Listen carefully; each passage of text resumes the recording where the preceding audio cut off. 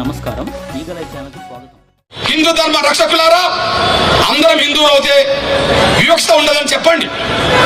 సనాతన ధర్మ రక్షకులారా, అందరూ సమానం అవుతే అసమానత ఉందని చెప్పండి.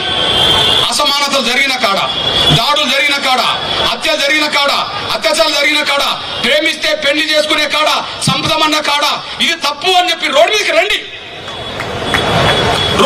మేము రోడ్డు మీదకి వచ్చాం. లేదా మేము దాడులను సమర్థిస్తామని చెప్పి రోడ్డు మీదకి రండి, మాకు అభ్యంతరం లేదు.